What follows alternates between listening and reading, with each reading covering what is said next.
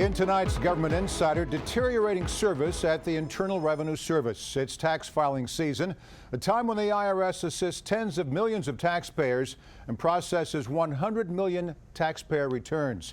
It's a heavy burden, especially for an agency under attack. Last year alone, Congress cut the IRS budget by $111 million.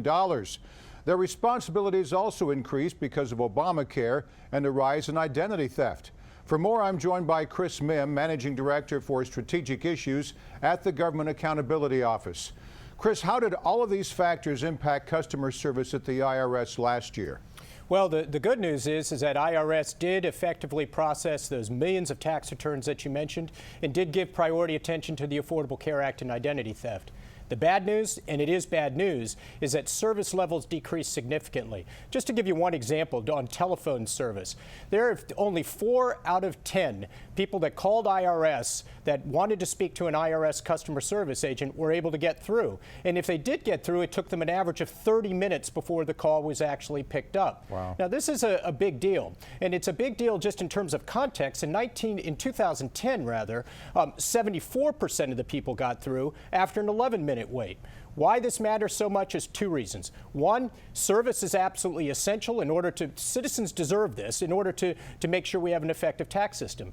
And second, we've got a huge tax gap, $385 billion each year that's not collected, that's legally owed. If we're going to address that tax gap, IRS needs to be able to help people properly pay the taxes that are due. Now let's get back to the service, Chris. So it takes a lot longer to get IRS personnel on the phone or get them on the phone at all.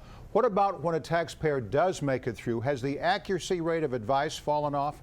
That's the good news on this is that IRS has historically maintained a very high accuracy rate, and that's something that they adhered to again over this last year. It's over 90%, both in terms of their telephone advice as well as their correspondence advice. Now, there was a little bit of the dip in the correspondence advice, and it did take them longer on correspondence to get back, about 47 days to return to get back to you if you wrote a letter. But overall accuracy has remained high, and that's important because of the judgment that they've made, and we completely agree with them on this, is that you don't trade off accuracy for timeliness. If people are frustrated by having to wait a long time to get an answer, they'll be completely outraged if they get the wrong answer. You're right. Meanwhile, the agency made a few changes to services in 2015. It directed more taxpayers to the internet, which is fine, but sometimes you've got to talk to a human being. It also provided fewer printed products at walk-in sites. Why?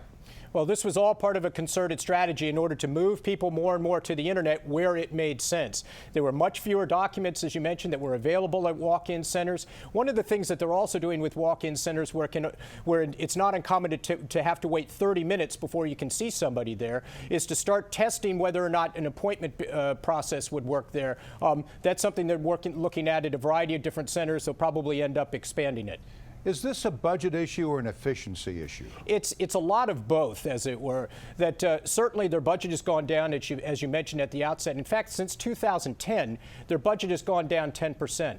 But we have to keep this in perspective. They're still a big agency. They're an $11 billion agency. And in addition to that, over the last year, Congress gave them an additional $290 million to deal with cyber issues, to deal with identity theft, and to deal with customer service efforts. IRS says that they'll be able to hire an additional 1,000 customer service agents with those additional funds. So you've done all this research. You tell Congress what it should do. What does the GAO recommend?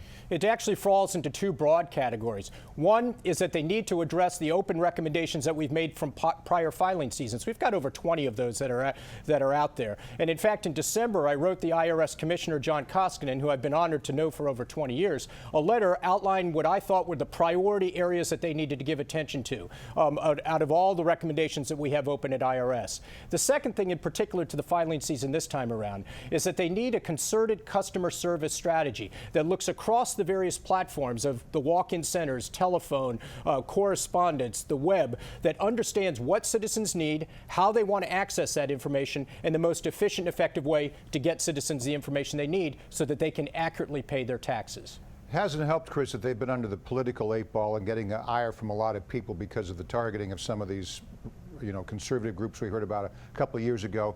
Is that eventually just going to die down and they're going to get their budgeting that they need back and become more efficient? After all, as we've said, they've got to handle Obamacare.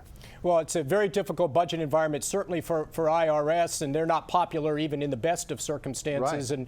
and it's going to be hard for them in any case. What we've been doing at the request of the Congress is looking at the various business units within IRS and looking at the internal controls that they have in place to assure the fair and equitable treatment of taxpayers when they're doing collections, when they're doing investigations or audits, as the case may be. And we've made a number of recommendations. IRS has been very good in being willing to accept those recommendations as to how they can get better clarity, better documentation, and a better assurance to IRS that they're treating taxpayers fairly and appropriately in all cases. Chris Mihm with the GAO. It's always good to have you on. Thanks, Chris. It's my pleasure.